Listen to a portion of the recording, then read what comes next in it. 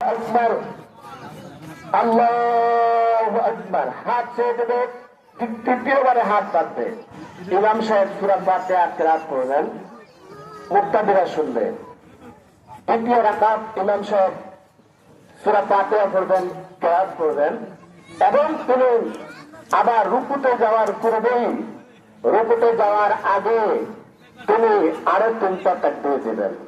2টা তাকবীর আল্লাহু আকবার।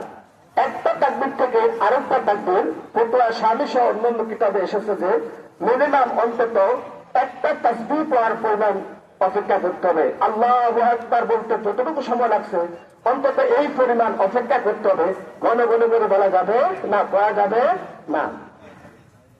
তাহলে তৃতীয় রাকাতে 4র্থ তাকবীর বলে ইমাম সাহেব রুকুতে যাবেন, রুকু করবে, সিজদা করে সালাম ফেরাবেন।